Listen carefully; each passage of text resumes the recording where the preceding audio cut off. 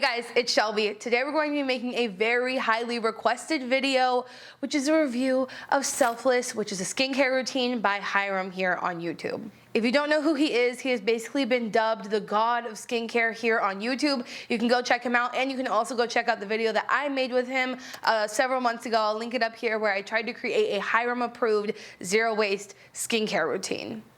I just want to say off the bat, I am nowhere near an expert in skincare. I'm not even a specialist like Hyram is. There are several videos out there from people who are skincare specialists and experts, dermatologists, estheticians, all those kind of people. I'll leave some of their videos linked below because that's not what this video is going to be about. If you know who I am, I focus on sustainability. So I have a bachelor's of science degree in environmental science.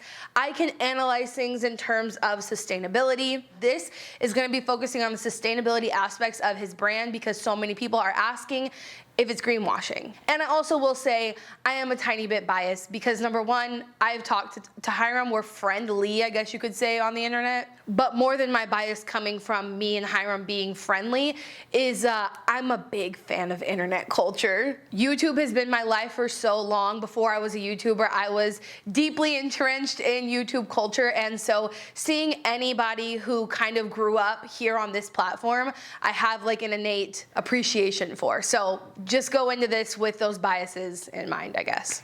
But regardless of my biases, I'm going to be pretty much telling you exactly what he's claiming and if or not we can actually verify those claims. So let's jump into it. I asked you over on my Instagram what specific questions you had about the skincare line. These are the questions specifically that you wanted to ask and that we're going to go over. But before we get into these, all the skincare products he made, the whole line, is vegan and cruelty-free. We love to see it. The first claim, and probably the one that I was personally most skeptical about, is how much of the profits of this skincare line are going to supporting climate change, environmental change, nonprofits, community, social change, all that kind of stuff. I'm not skeptical that Hyram would actually be giving this money to said nonprofits. My skepticism comes from if those nonprofits or organizations are actually doing the good that they say they're doing, if they're spending more money on the actual projects than money for their admins and other people who work for the organization, if they're actually sorry, my hair is falling out. If they're actually implementing change that takes the community into consideration and not just planting trees willy-nilly, random species in places where it's disrupting the community, all that kind of stuff. That's where my concerns come from. So right now, Hyram's skincare line contributes to 2 different charities for the main part. One is funding clean drinking water to people who don't already have access to it, and the other is essentially a carbon sequestration through planting forest initiative. Exactly how much of each purchase is going to these things is a little bit unclear. I've heard a few different things. I think it's around 10%. But even if you don't know the exact percentage, they've actually already paid for the impact that all of the products that they anticipate to sell throughout the rest of the year. They've already given that money to these charities. So if you go online, you can see all of the information about how much they've given and how big of an impact that has. I also received a comment back from my question on Instagram that they thought the language surrounding the give back is a little bit vague and that they had an issue with that. But personally, I don't think there was any vagueness to do with the donation process. I think they were pretty transparent about who they were giving to, which products fund what, and how much they've given and what the impact is. And I think it's all quite transparent, both in the way Hyram presented it and the information you can find on the website. So since I said my skepticism comes from the organizations he's supporting, let's go over those and if they're legit or not. The first organization is the Rainforest Trust. If you know me at all, you know I'm a big fan of third-party verification, where a brand or an organization doesn't just get to say, hey, we do this and we're great because of this, but that there's someone else unbiased externally saying, yeah, they're actually doing this. I'm really, really impressed with specifically the Rainforest Trust because they've been recognized as one of the most efficient and effective nonprofit organizations in the US by Charity Navigator. They rank within the top 1% of the thousands of charities that Charity Navigator has looked at. So that is a third party saying that, hey, this nonprofit is literally top tier. This nonprofit is one of only 7 charities that has received a perfect score. So I definitely think that the partnership between Hyram's line and the Rainforest Trust is a great match and something that you can trust that he is doing, because again, he's publishing all of his numbers about how much he's giving and what impact they have, and he has a formal partnership. And this nonprofit is incredibly trustworthy, verified by, again, a third party. So I don't think that they would lie and say that Hyram's giving them a bunch of money that they're not giving, right? So I think this is something you can absolutely trust. And what I really love about the Rainforest Trust is they display all of their projects. They talk about the really, really nitty-gritty stuff, like what needs to be protected and what they're doing for the local communities. You can read full stories for each of their projects, and honestly, this is really amazing. I'm thinking about setting up a reoccurring contribution to the Rainforest Trust after digging into them a little bit more. The other organization is called the Thirst Project, and this is providing clean drinking water to people who otherwise wouldn't have access to this. They don't have a perfect score by the Charity Navigator, but they have an 80%, which is still really, really good. And what I love about the Thirst Project, since I do have that sort of skepticism, like I said, 100% of their profits are going towards their charity activities, not to all the admins and such like you see with so many other large organizations. And at the end of the day, the Thirst Project focuses on, like I said, providing clean drinking water, but aside from that, it's really focused on community building and empowerment. So I think they're taking a pretty full picture approach to this, and they actually even have a tab on their website specifically for people asking questions about Hyram's partnership. So again, this is a very transparent partnership where he's not just like going around once or twice a month or a year and donating large sums of money to this thing and being done with it, washing his hands of it. They have a full-fledged partnership. So I do think that this is incredibly credible, and I think that the organizations he's chosen to partner with are very good. I don't have anything bad to say about it. I also want to add that I like that he has done a formal partnership with both of these organizations, because sometimes what brands can do is say, we're giving X amount of money to X amount of thing, and either A, like I said, just donate it in large sums of money and be done with it, or they will try to DIY create their own sort of like initiative, which is not great in my opinion. There are already people doing the work that needs to be done that you would fully want to support and like is in support of you. So instead of creating your own like situation DIY and half-assing it, leave it to the professionals who already know what they're doing, and that's what Hyram has done here. So I honestly think it's really commendable, his Give Back program.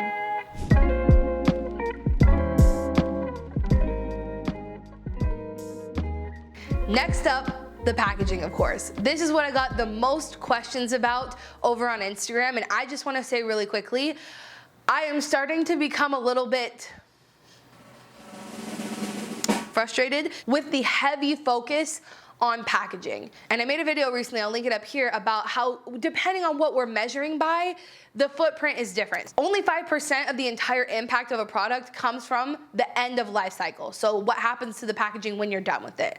So I think it's important that we focus on this stuff as opposed to just this small thing that honestly, in my opinion, has become so marketed and such a big deal because A, it's tangible and we can see the waste that comes from the things that we buy, like the skincare packaging, and B, because it pushes more responsibility off of the manufacturing and shipping part that we don't have control over, that would cause big businesses to change, into the small 5% that actually consumers have some kind of control over. So it bums me out a little bit when I see people focusing only on this part of it instead of asking the other parts, which we're gonna get to because those are the things, over here are the things I'm incredibly passionate about. So we'll get there, but let's talk about the packaging, if I think it's good, if it's recyclable, the benefits and the downsides of it. A lot of the questions are, this is a bioplastic, can it even be recycled? So there's a little bit of a difference here between bioplastics and also compostable plastics. There are so many new things coming out, which is a little bit confusing to the average consumer and also to like recycling systems and compost systems and all that sort of stuff, people who run these things. There's so many different materials now. So a bioplastic can be made out of things like sugarcane, which is what Hyram did here and we'll talk about. There's also, I guess you could say, like plant-based plastic, which is often made of materials that are actually compostable. We're not talking about compostable materials here. So I got some questions about, is this packaging compostable since it is like a bioplastic? It is not. Please do not try to put packaging like this in your compost. It is not compostable. This is a bioplastic specifically made of sugarcane, which we can talk about the benefits of. Bioplastics, like the sugarcane one, are physically and chemically identical to plastic. So their end of life, that 5%, like I said, is very, very similar. The difference is their carbon footprint and the emissions and the materials it's made out of are completely different than an oil-based plastic. Sugarcane is a renewable resource. As it grows, it takes carbon out of the atmosphere instead of polluting more things like a oil-based plastic would, all while having the same flexibility and benefits that plastic has in terms of the environmental footprint behind the scenes. So at the end of the day, is this sugarcane plastic packaging recyclable?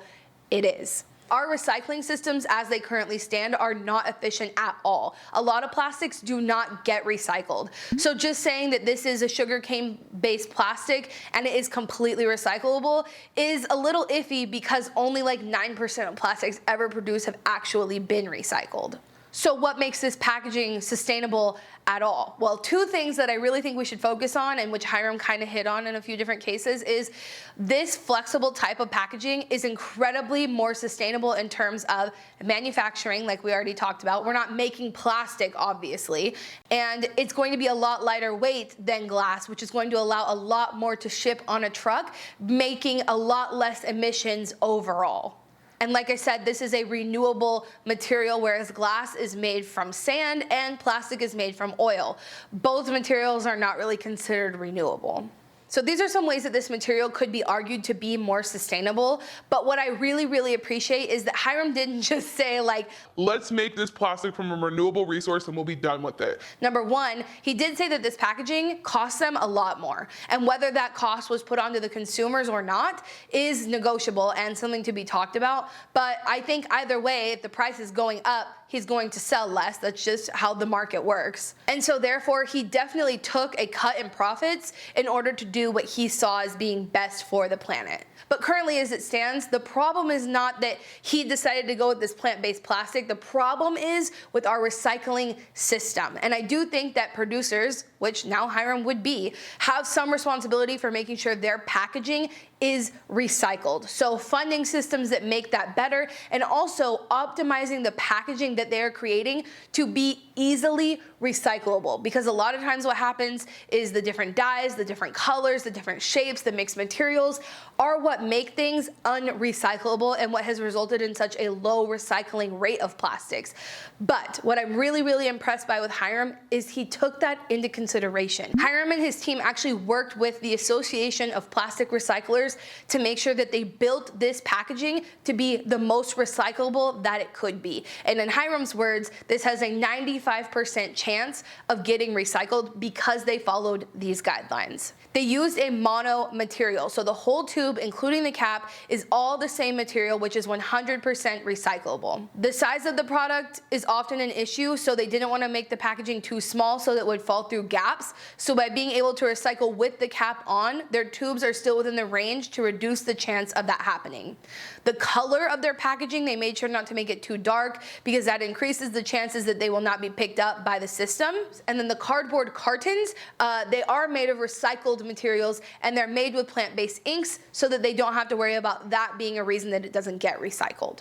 All these different metrics that are the reason that so many plastics don't get recycled, Hyram thought about them and designed the packaging with that in mind. That is not something you can say for most brands in general, and I've never seen an influencer brand with this much thought put into it for sustainability. So aside from some critiques we'll get to at the end, I think he chose one of the most sustainable things he could have chose with what he had available to him.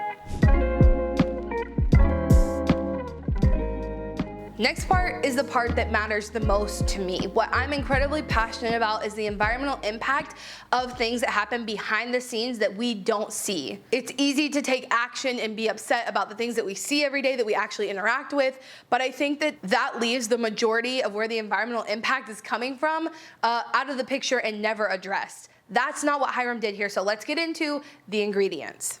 I will say my critique of most brands is lack of transparency when it comes to what's happening behind the scenes.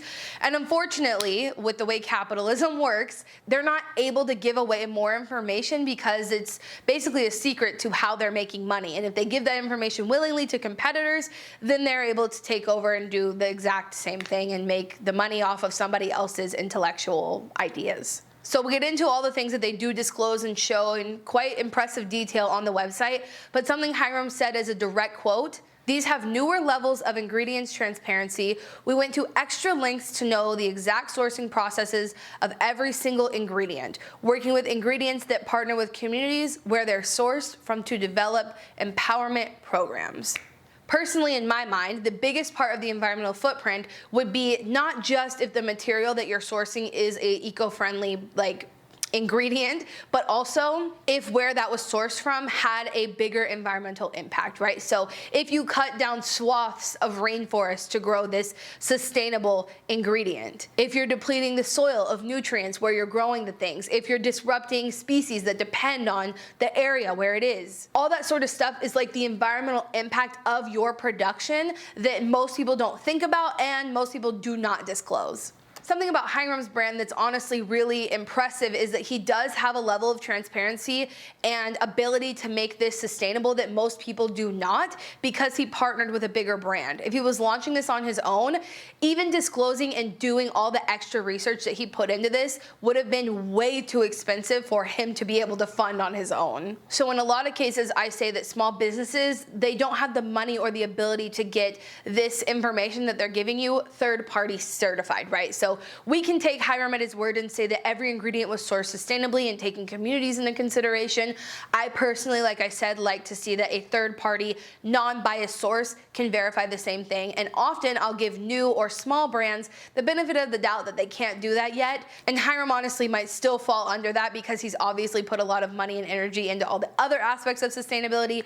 But I would like to see more than just what's on their website as what Hyram says and what their standards are and how they're meeting them. I'd like to have a non-biased source tell us that what you're saying is true. With that being said, if what they are claiming is true, again, I think this is a level of transparency as well as a level of attention to every part of the supply chain that I have honestly never seen from another skincare brand. I'll put on the screen here for you the different standards that they have to meet for their natural ingredients, and these standards aren't just self-regulated. You just go by what they say the standards are that they're meeting, and they tell you what percentage of their products are meeting these, and that they're working towards doing better in the ones that are not meeting their highest standards yet. But honestly, even their level 0 standard is a standard that most brands do not meet. So the fact that he has no products that don't meet his level 0 standards already shows me a great deal of sustainability and thought in taking into consideration than most giant brands that you pick up at Sephora or the drugstore. So those are for his naturally derived ingredients. For the synthetic derived ingredients, they do actually have a certification. So this is called VIDS. It's not something I've heard of before because I don't do a lot of skincare. I'm not someone who digs into a lot of different brands. I use what I use and I move on. But this stood out to me because this is a third party saying that these ingredients are sustainable, and not just from an environmental perspective, but the disruption of the local communities, both financially and socially, culturally, all that sort of stuff. It takes all of this into consideration. And Hyram's brand only sources synthetic ingredients that meet these standards, and I think it's something like 84% of his products are meeting the highest standard of this third-party certification. Sorry if that was a lot for you to stick with me. Basically what I'm saying is he had someone else verify that the ingredients he's using are responsibly sourced by a third party. So we can trust this. Honestly, I have never seen this level of transparency, especially from a new, small brand. And the fact that they're able to do all this is honestly miraculous. I honestly would hate to see how much money Hyram invested in making sure that this brand was sustainable to the best of his abilities. But I can't say anything super bad about what he's done here. Other mention that didn't really fit into those other categories is that this brand is not only telling you how they are reducing their carbon emissions, what their plans are and how much they're emitting, and that they're working towards reducing it in general, but they also are completely carbon neutral. This was a little bit of a hidden fact on his website, not hidden mentioned, but it didn't have its own little like page. And so one of my critiques actually at the end of my doing all of this was that I think he should be offsetting all of his carbon emissions. Like, he's saying that he chose the sugarcane packaging to reduce the emissions compared to glass, but why isn't he offsetting all of this? And then I dug a little bit deeper and it turns out that he is. My question often when it comes to carbon offsetting is, what are you doing? Like, who are you using? And it didn't disclose that on the website, but after doing a little bit of digging externally, I think what they're doing is using this consulting firm that is also helping them reduce their emissions, and that same firm helps them offset the rest. It's really impressive. So with all of that in mind, is it greenwashing? Would I recommend it? And how can they be more sustainable? I already told you my biases at the beginning of this video, and I keep questioning if my biases are playing into my thoughts on this, but I think I've also made a very strong case throughout this video of why what Hyram is doing here is very, very sustainable, and I wouldn't call it greenwashing. Some criticisms that I've seen is that naming a brand that is a for-profit brand, selfless, is a little bit hyperbole, hypocritical, whatever you want to call it. And if that's the argument you're making, then like, sure, you probably don't even need to watch this video because you're not buying skincare, right? If you're not someone who already uses skincare, then there's no point of you even judging this brand. You've removed yourself from buying that thing. And hey, more power to you, and I think that's completely fine. But if you are someone who is looking for a sustainable, socially conscious brand that gives back money, that takes into consideration the entire footprint of their product, this is it. Like, I don't know what else to say. I got some questions as to how Hyram's brand compares to brands like Lush, which I'm a big Lush fan. Again, I'll link my video up here of a deep dive on them. They do have a take back program. You can send some of their materials back and they will recycle and reuse them. Lush also uses recycled plastic in all of their plastic. All of their packaging is 100% recycled plastic, and they have package-free items, right? The difference that stands out to me between Hyram's skincare and Lush's skincare is Lush is really a natural brand that is more of just for fun. They don't have a lot of formulations that have hard working ingredients like what Hyram has. They don't have a retinol. They don't have, I think they have a couple serum bars, but they don't have things like niacinamide in them. These two brands are completely different and used in very different ways. So I don't think those two are something to compare to one another. Although I love Lush, okay, don't get me wrong. I definitely do think that there's room for improvement. Okay, so one of the things that I think is really the key to a more sustainable society, production, market, supply chain, whatever you want to call it, is brands taking responsibility for their packaging. I think that is the answer to our current pollution crisis, and that's the only way we're ever going to see an actual, change. So while Hyram did take every single thing across the supply chain into account, I still think that one thing he could add to this brand is a take-back program. And also, when I had a conversation off camera with Hyram when we made our video several months ago, he was already working on this brand clearly, but he hadn't told me. He told me he was working on something big, but he also discussed with me the difficulties and the logistics of actually taking back packaging to have it refilled. Being able to actually create a program to take back packaging and to have packaging that is refillable and to process and sanitize and do all the things that would come along with a refill program, it's not an easy ask at all. Now, that doesn't mean that producers can't still take responsibility for their packaging, because even if he set up something with like TerraCycle to have his packaging recycled, that would still be a really good solution. And specifically in instances where people live where they don't have access to recycling. If you live in an apartment, a lot of people don't have access to recycling. Rural areas, obviously, a lot of them don't have recycling. There are several reasons why this packaging wouldn't get recycled, even though Hyram took the extravagant steps to be sure that it is recyclable. And I think at the end of the day, not just for those reasons, but also for producer responsibility, brands should be creating a circular system where they don't just throw something out into the world and hope that it gets recycled. They are taking responsibility by taking it back. Like I said, TerraCycle has made this a lot easier for brands to do. So that is something I would like to see Hyram do, taking that extra step to be like committing to the circular economy. I also said that I acknowledge it's difficult to give more transparency in where you source your materials and all that sort of stuff, but I would like to see either more transparency from the brand directly, because he talks about how the ingredients are sourced, take the community into consideration and all that kind of stuff, and they have third-party certifications for their synthetic ingredients, but I'd like to see something like that for your natural ingredients, because honestly, natural ingredients that come from the ground are often where they're grown in communities who it really deeply affects. So I'd like to see more transparency there. I'm not saying that the things that he says aren't true, but I think because we've seen so many brands say and use words that we perceive to be sustainable and then we find out, not really. I think there's just this level of distrust within consumers right now, and having more transparency about maybe just having someone else verify that like your claims that you're making are true. Which again, I give him a bit of leeway because he's already having mounds of transparency over most small brands, but that's something I would definitely like to see a little bit more of, just to prove that what he's saying is true. That's really it, you know. And honestly, I don't know a lot about skincare, like I said, but Hyram did tell me I was on his PR list and that I would be receiving these products, so that's why this video was put off for so long.